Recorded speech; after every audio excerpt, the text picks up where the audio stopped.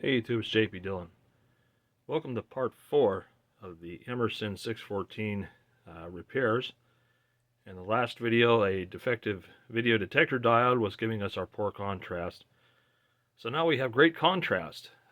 Actually, a little bit too much, as the picture tends to overload a lot.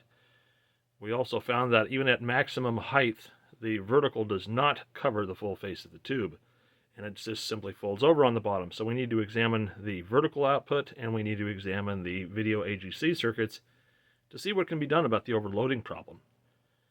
So let's do the simple thing first, of course, and go back to testing the tubes. And then what we'll do is examine the circuitry around the vertical output and vertical oscillator section, because the oscillator usually determines linearity based on the waveform shape, and the output usually determines the amplitude. So since we have a lack of amplitude, more focused on the output than the oscillator. Anyways, let's get into it. The question of the hour is, where is V16? According to this, it's supposed to be a 6K6, but I don't see anything on this chart about there being a 6K6. Do you? 6V6 for the audio output, a bunch of 6SN7s. Where is it? In theory, it should be coupling to V14, the vertical discharge, an oscillator, which is supposed to be right there on the right. That guy right there. And there's the bottom side of V14, but I don't see a 6K6. I don't see any V16 kicking around here, do you? Because I don't. So, honestly, I'm a little bit confused here. We go to pin 2, which is the discharge 6SN7 on V14, and we should trace a coupling capacitor, and then to pin whatever that is, looks like 5 on the V16. We just got to find V16. And yes, this schematic diagram is valid for all the chassis of this series, so I'm wondering where this thing is, or is there some change I'm unaware of? So there must be some sort of change, because if I look at the plate, which is pin 2 on V14, V14 goes straight in to the vertical output transformer. There is no V16, and then the output of that feeds the coils and the deflection yoke. So there must be some kind of change here that just was not published, because this is a model 614 using a certain chassis number. But again, there was changes to this chassis, which maybe is in the service bulletin, I don't know. But all I know is that the plate of this is dumping right into the vertical output transformer. So there is likely not a secondary section. So I wonder if our 6SN7 is just tired, or if it's not really meant to drive this circuit, because 6SN7s are typically low output, a couple watts, preamp style stuff. I'm shaking the crap out of the camera here, sorry about that. So yeah, we're going to check this guy, because this is our vertical output transformer right here, or maybe it was replaced. I mean, there is a part number there. It looks pretty old and legit, but who knows? So let's look into that a little bit more. Yeah, so on this diagram, where we have all the voltage readings, so V16 should be right in front of V14, but all we have there is a hole, so that was taken out at some point. Maybe they just had the V16 for the 12-inch set as an added booster, and the 10-inch doesn't get it.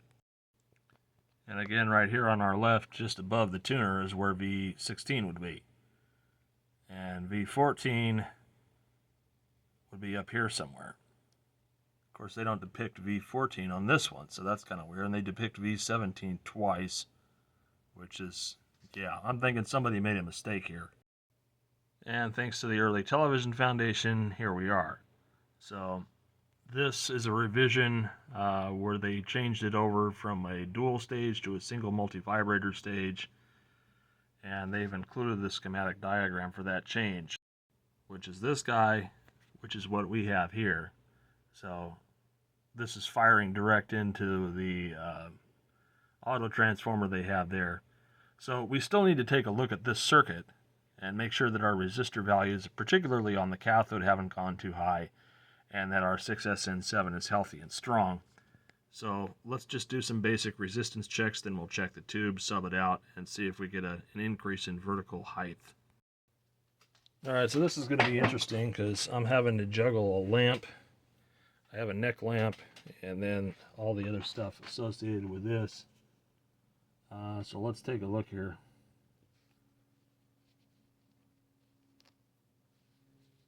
And let's just check all these resistor values. So we've got this here, which appears to be a 10K. He's reading a lot less, probably because he's in parallel with another circuit. Let's see, yellow, purple, I think that's 4.7.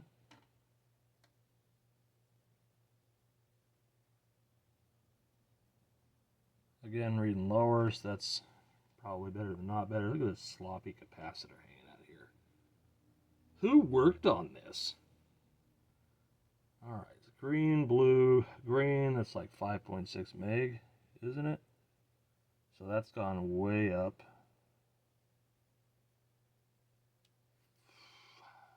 And then we got another one up here which looks like 39K. That's spot on. We got 100K. That's still within 10%. There's another 100K. Okay, that's still within tolerance. Another 10K plate resistor here. Come on. There we go. That's still, wow. Old carbon resistors that still work. That's amazing.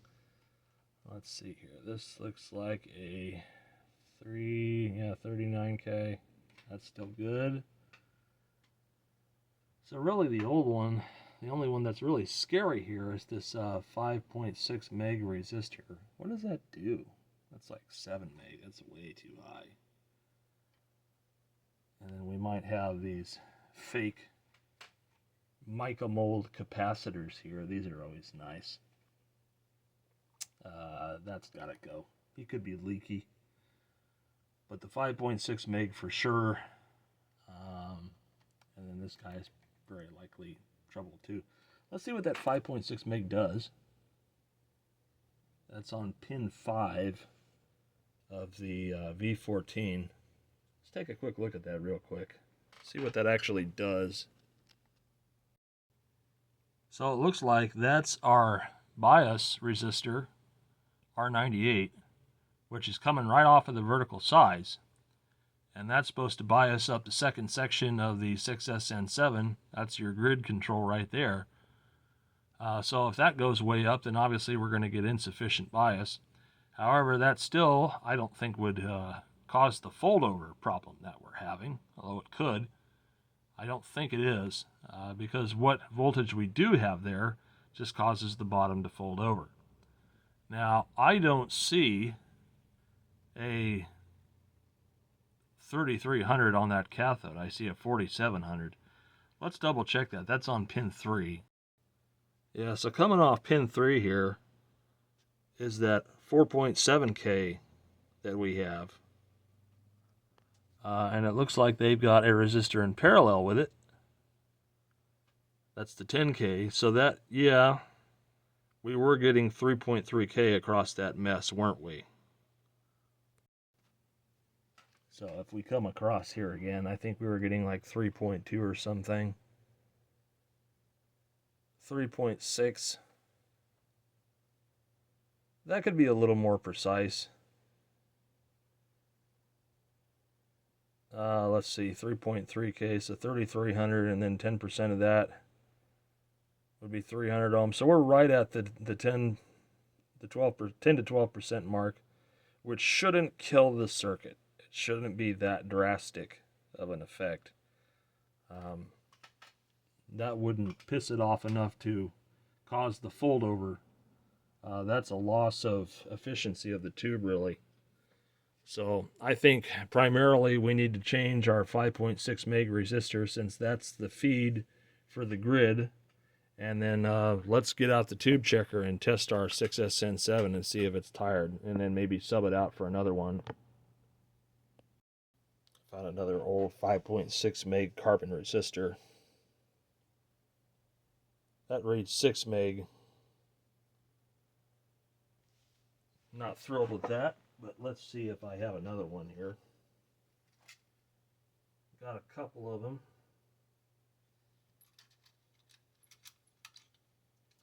Hold tight. There's a 4.7 meg that reads 4.9. Let's see.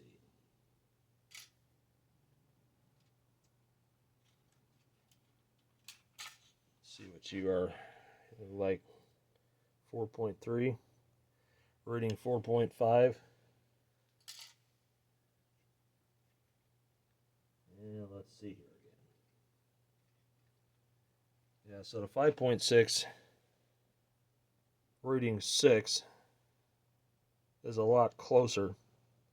I'd really like it to be 5.6, but I don't think I have anything that's that precise. I do have these 5.6 meg at 1 watt instead of a half watt, which is 5.9 versus 5.6, so not terribly much, and that could be an inaccuracy of the meter too. Oh, this does seem a little bit closer. I got a couple more of these. Let's juggle around them. Well, looks like the closest one I can find is 5.7. So we're going to go with that one. It's a lot better than 7. All right, so let's get the old one out. And because of the density in here, I'm just going to clip it at one end and then desolder it from the terminal strip on the other.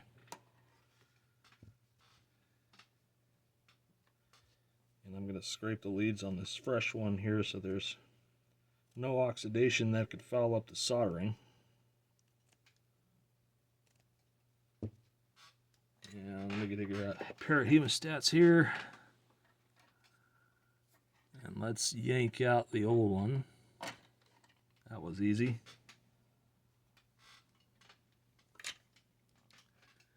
And let's make some judgments on our lead length.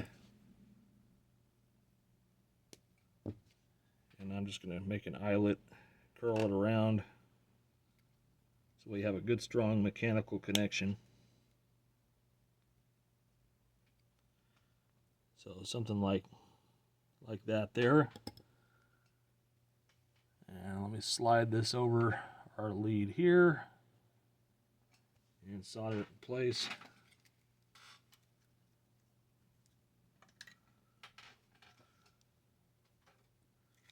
I know it's hard for you guys to see in here. It's really cramped. I can't really help that. Wish I had some little mini camera or something I could shove in here and show you, but I don't. And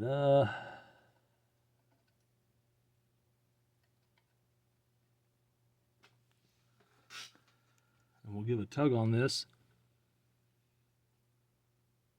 Make sure it's got a good strong mechanical connection, which it appears to. And I'll take the other end and feed it through the terminal strip.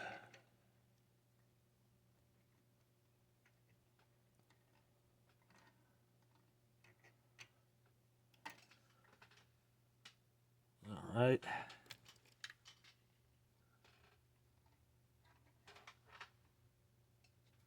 Trim off some excess there back by the connection, or just fold it over.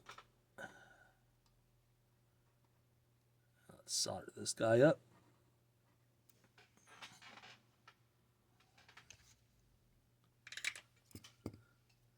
Trim off a little excess back here. Come on.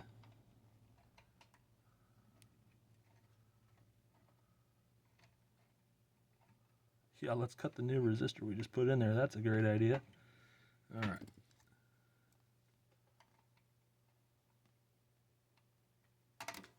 Get the excess lead off.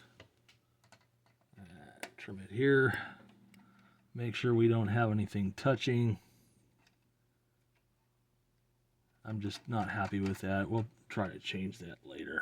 That's just a decoupling cap to ground.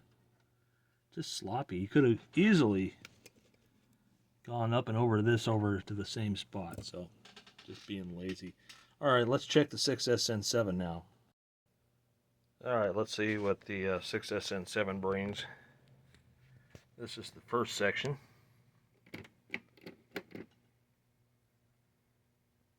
It's coming up.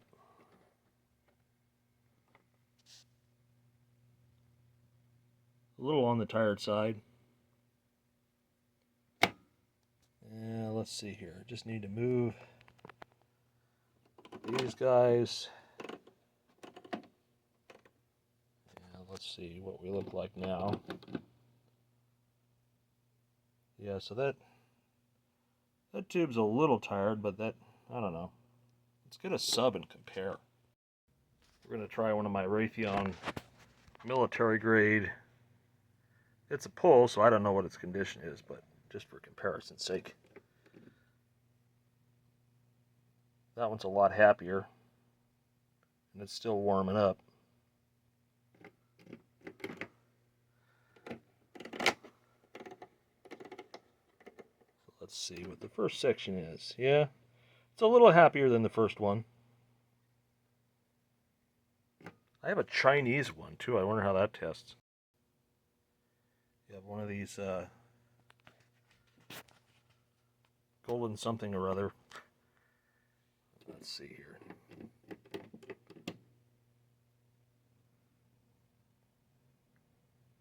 Slow to warm up.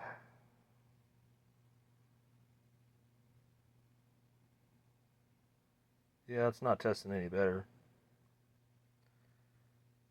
This is a pull, so I don't expect it to be great. But let's stick that Raytheon in there. Alright, so we're going to see if our improvements, changes to the circuit, made any difference.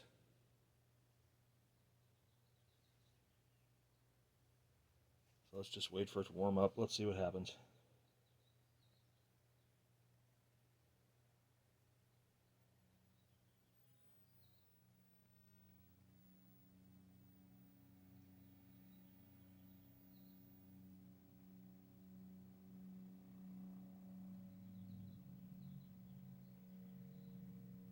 Alright.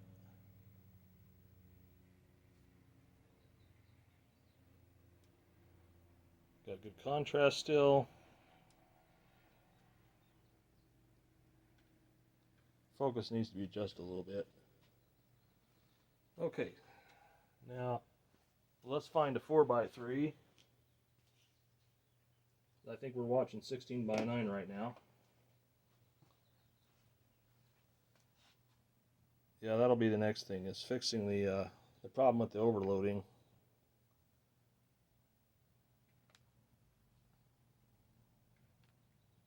Okay, so we're fully expanded. Ooh, that's touchy. We got some pie crusting going on here too, so definitely want to look at the AGC section. Let's see if we can get any more height out of it.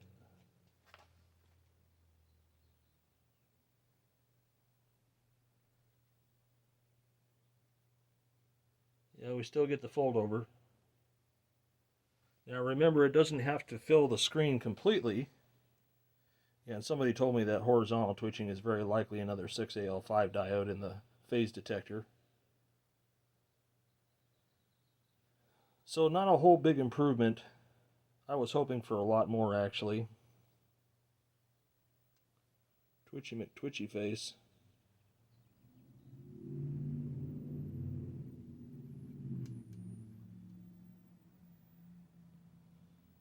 Yeah, that phase detector diode's got to go.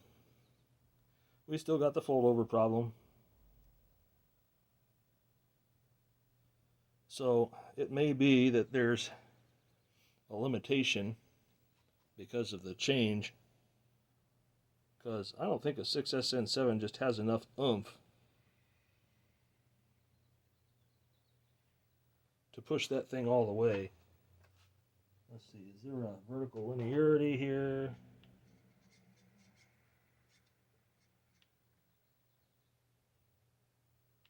Yeah, so as you decrease the linearity, get a little more height. So maybe it's just a matter of playing around with that and then getting the centering and everything on it right.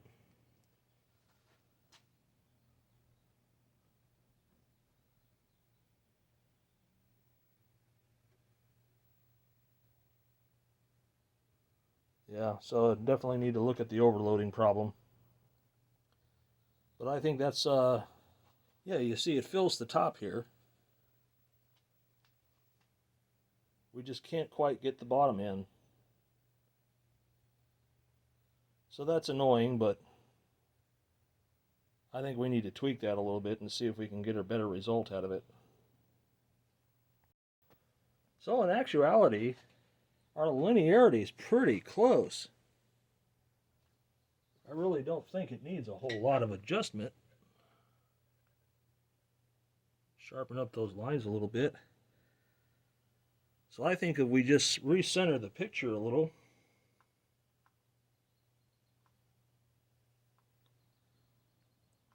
like I said, it doesn't have to fill the screen completely. If we're cut off a little bit on the top and the bottom, that's okay because there's a mask there. Let's see if we can tweak the linearity just a little bit more.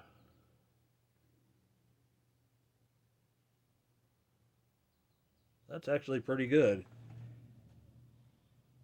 I think I can live with that.